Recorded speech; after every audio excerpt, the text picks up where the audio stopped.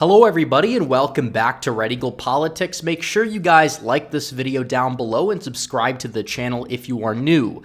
And I hope everybody had a happy new year, but we are currently in 2024. You know what's going to be taking place this year, 10 months from now?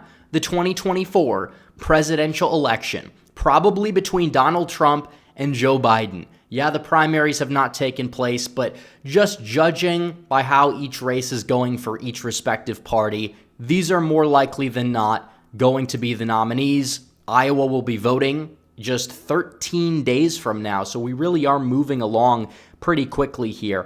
And before we fill this map out and see who would be favored if the election was today, yeah, things can change. This is not my final prediction, but as of right now, what do the polls have to say? And you can look at the polls between Donald Trump and Joe Biden.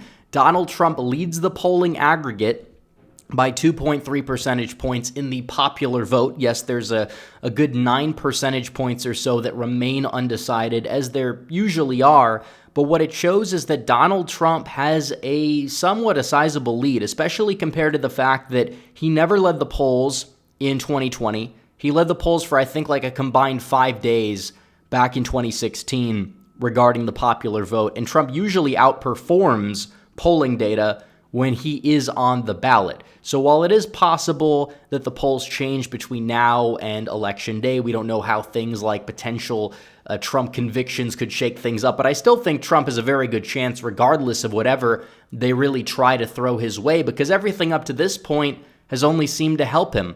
And he's being attacked constantly. The media runs cover for Biden, but it's not making a difference. Trump is still the favorite. And when you look at swing state polling, which I think we'll do throughout this video, Donald Trump has a more noticeable lead than he even does nationally in many of these states here.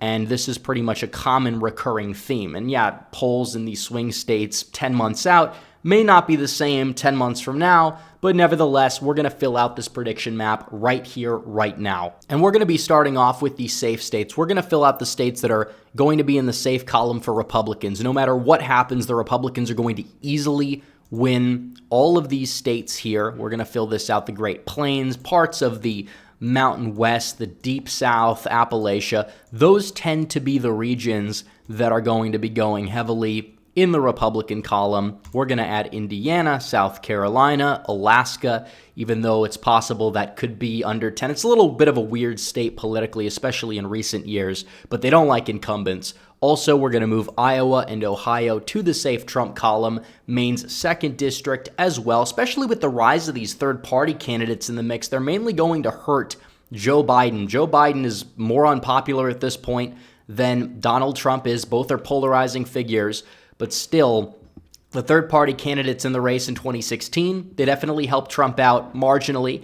They were not really there in 2020. It kind of held Trump back a little bit or boosted Biden. But now, Biden is not this unknown generic Democrat entity. Everybody's familiar with him. They know his scandals, and it's not really going to bode too well for Biden leading up to the 2024 election, especially as he's going to be in the spotlight arguably a little bit more than he even is right now. So Trump out of the gate starts off with 149 electoral votes. That is his absolute floor.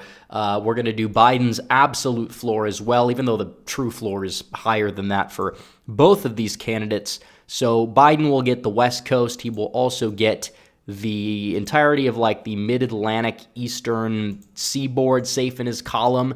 And it's possible you will see states like, New Jersey. If the third-party vote share is high enough, could it get under 10? It's possible. But as of right now, we haven't seen enough evidence to point to that. So we will keep just these states in the safe Biden column. We're going to add Hawaii to that as well. So Biden out of the gate starts off with 181 electoral votes in states that are going to vote for Biden by 10 points or more. So now we're going to be filling out the likely Republican states. These are states where Donald Trump is going to see his floor increase significantly. We're going to start off with the state of Florida. Florida's not really all that competitive anymore. This used to be like the bellwether back in the day. But 2020, Donald Trump won Florida easily. He won it by 3 points, over 3 points. He won it by closer to 4.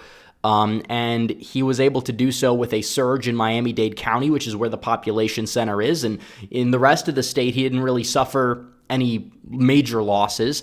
And it seems as if the Republican Party in Florida, they've gotten extremely competent. They won big in the midterms. Pretty much everybody in the midterms in the state of Florida that were Republican, they ended up winning big. Donald Trump is popular in Florida. You have more transplants moving there, these older retirees. That's going to help Republicans out. They've seen a massive surge in registrations, and Florida, I think, will go to Trump. Possibly, it could even go to him by more than 10, depending on the result at the end of the day. But as of right now, we're going to stick with like a Trump +7, Trump +8 victory. And another big major state that Donald Trump is going to win by a respectable margin is the state of Texas. We've heard time and time again, Texas is going to turn blue any day now. And while I don't think Republicans need to take their foot off the gas regarding Texas, it's pretty clear that the Democrats, they just don't have the math right now, especially with Hispanic voters moving right to some extent. Now, it is true if you don't get the border crisis under control, you have all these new people entering. If they get naturalized or amnesty, that will extremely doom Republican chances in the future and could cost them a massive electoral piece in the state of Texas. But as of right now, this is still a red state, and even though you have a lot of Californians and other people moving to Texas, pretty much all of them that are moving to Texas outside of like the Austin area tend to lean slightly more Republican, believe it or not. And you also possibly are seeing a corner turn in these big counties like Harris or Dallas County, where Democrats really didn't gain all that much compared to even expectations. In 2020, Republicans had a great midterm year. Very competent Republican Party there. They should have no problems holding the state of Texas. So, in terms of the other likely Republican states, I think that's going to be it. Now we're going to go to the likely Democrat states, and I think that we will start off with actually Colorado. Why don't we just move that to safe? The reasoning for it being likely would possibly be the third party vote share, which is going to be a real thing and more so comparatively to 2020. But still, I do think you might see a Republican surge just because of the anger at the whole ballot decision there.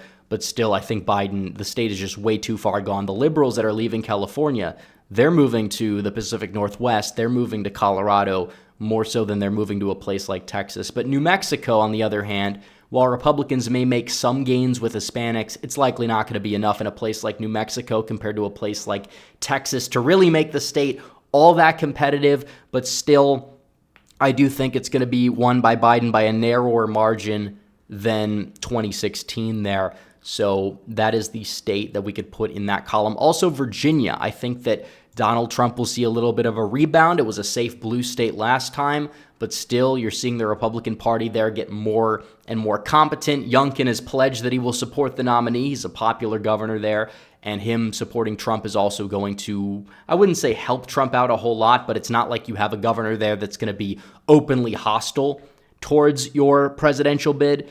So for that, Virginia will be in the likely Democrat column. Also, Maine at large, I think, as well. Now, Trump is likely going to be on the ballot in Maine, even though they tried to kick him off. But still, this is a state that's in the New England area. I think Trump will gain there, but it's not going to be by enough, really, for him to make the state all that competitive. Depends on the third-party vote share. It could become a lean Democrat state. But as of right now, we're going to keep it in the likely Democrat column.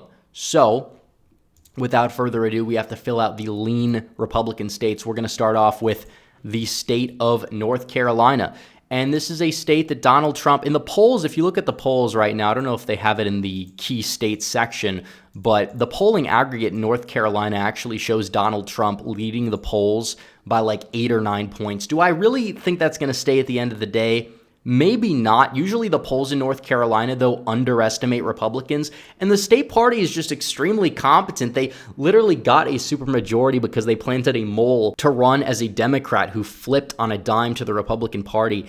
And now they basically control the state. And I think Trump is going to win the state by probably 3 to 4 points. I think like the Ted Budd 2022 margin is just about accurate.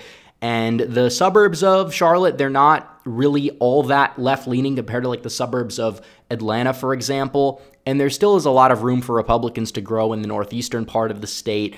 And I just really believe that this state is not going to even be all that contested. It really shouldn't be. I think Trump is going to win it by, 4 points or so.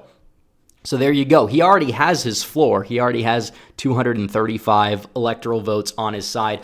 I also think we could possibly include the state of Wisconsin as well to the lean Republican column, just because of the fact that the state has very favorable trends to Republicans, and that we know. And we hear a lot about the suburbs of Milwaukee, but they're still heavily Republican. And the only county that's really moving left off a cliff is Ozaukee County. If you look at like the demographic floor for Republicans in Washington County, they're practically there. Same thing with Waukesha. These counties are significantly non-college educated white voters. Ozaukee's a little different, but it's the smallest county of the three. And Republicans in these other smaller metros, I do expect them to do a lot better, especially with the third-party vote share. You will see more and more of these driftless area voters continue to move right. And you don't really see that when Donald Trump is not on the ballot. That's kind of why the midterms, I feel like, were disappointing in some of these places up in the Midwest. So Wisconsin, we'll keep that in the tilt Republican column. There are some tilt Democrat states here we will get to as well. New Hampshire is one of them. I know Trump's spending more time there. They don't really like incumbents all that much. You possibly could see a higher third-party vote share, but still, the state is very liberal, and that we know. 2016 was kind of miraculous that it was that close, and it could get that close again depending on the third-party vote share, depending on how well RFK Jr. does, who he's taking votes away from. I think it's going to be more away from Biden than not, but nevertheless, New Hampshire, we're going to keep that in the lean Democrat column. Same thing with Minnesota. The state is just broken, partially because of the Minneapolis area that just does not learn its lesson, supports social liberalism to an insane degree. Yeah, the rural areas, there's more room to grow for Republicans, possibly up in the Iron Range as well. But I really don't see it being enough to make the state all that competitive. Although, like I said, the third-party vote share does matter. When there is a heavy third-party vote share, typically in the state, Republicans do well in Minnesota. We saw that in 2016. Trump almost won the state. We've seen that in races over the decades in the state. That really tends to be the main reason why Republicans are even remotely competitive at times. So, nevertheless, I think that we have one more state here. Nebraska's second, technically not a state. It's a district, but it is worth an electoral vote. And it's just moving left off a cliff. You could arguably make a case for likely. I think with the third-party vote share and Biden's unpopularity, it could bounce back a little bit. Might not be enough to save Don Bacon, though. We'll have to see about that. But still, yeah, Biden's going to take that second district by about 5 points. I mean, we look at Omaha, the area. It's just not a district that's all that favorable to Republicans, at least compared to how favorable it was like a decade or two ago. So you have 226 electoral votes for Biden, 245 for Donald Trump, and we have to fill out the remaining 5 states, the big 5 that will probably dictate the outcome of the presidential election. Georgia, we've heard rumblings that Democrats are abandoning Georgia or they're stripping funding, and Biden is not really doing all that well with black voters right now. That doesn't mean they're going to vote Republican, but turnout matters. You saw astronomically high turnout in 2020 among black voters, partially due to COVID, and it's like Georgia isn't really all that malleable. A lot of the Democrat voters in the state of Georgia, they're black. They're not these like college-educated white voters. They exist in the Atlanta area, but not in big enough numbers in and of themselves to win an election for Democrats. I mean, we saw that in 2022. I feel like the only reason why Herschel Walker lagged behind was because of his scandal.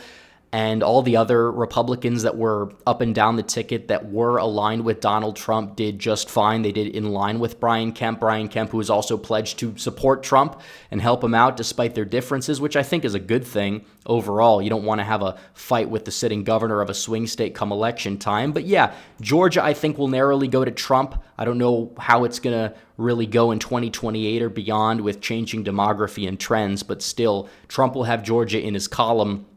Pennsylvania is another state here where I really feel as if Republicans are going to be in an interesting position because this is a state that other Republicans don't do well in.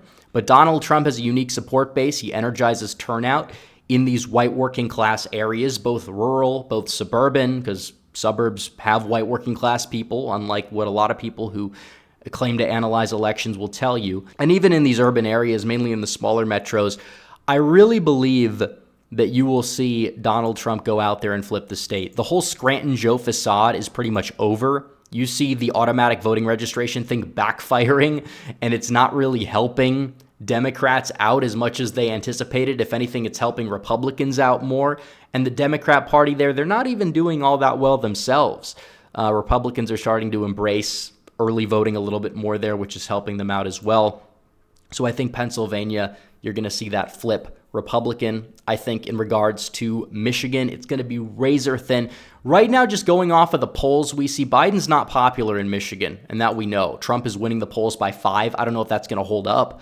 But what is true is that, yeah, black turnout in Detroit possibly dipping. That's going to help Republicans out. Biden's popularity among white working class voters taking a nosedive below where Hillary Clinton's was, that's going to help out. This being a state that typically votes based on the economy, we know that Michigan's being left behind right now. We know that even though some metrics are improving, the people don't see it that way, and perception is really all that matters because it's reality for a lot of people. This is a K-shaped recovery. Michigan, I think, will vote for Donald Trump once again, at least as of right now. Maybe not when it's all said and done. The state party there may hold him back, but they may be getting some new leadership too. So we'll have to see what happens there. So now we go southwest to Arizona. They put the Green Party on the ballot in Arizona, by the way. They've got him on the ballot. They didn't have him on the ballot last time. If they were on the ballot, Trump would have taken the state. Biden's popularity dipping, third-party vote share rising. All Trump likely needs is 49% to win the state. He's got a high floor in the state. He has a low ceiling, but the high floor can give him Arizona at the end of the day. He doesn't even need to win Maricopa County to win the state. He just has to perform respectably there, and that we know. But I think it'll be a narrow win for Donald Trump. He has stuff that may be working against him there, but I think he also has the ability to overcome it. And when it comes to Nevada, this is a state where Republicans are improving in. It's moving to the right, and that we know every election cycle, it's been moving to the right. Republicans would have flipped the Senate race there if not for the snowstorm, which I think impacted some people's perceptions of the state. But Laxalt almost winning despite the fact that he was severely outspent. It probably isn't even like that much of a negative point to the fact that Nevada is moving right. If anything, you could argue that it bolsters that narrative. But Biden's popularity dipping, the fact that the state's largest demographics are white working class voters and Hispanics, I mean, both of those groups are moving to the right. I really do believe that you will see the Vegas area continue to move right. Trump, if he gets like 46, 47% there, he's got the state. I think he can do that easily, especially with these third-party candidates affecting the margins in a head-to-head. So what's going to happen? Donald Trump is going to win. If the election was today, he would win.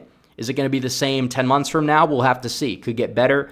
Maybe it would not get better. Who knows? But as of right now, Donald Trump with 312 electoral votes. Joe Biden down there with 226. Trump gets his 2016 map and also adds Nevada to his win column. So anyways, guys, thanks for watching this video. Like this video down below, comment down below, subscribe to the channel, hit the bell for notifications so you never miss another video. Follow me on social media. The links are all in the description down below, and I will see you guys in the next one. Red Eagle, out.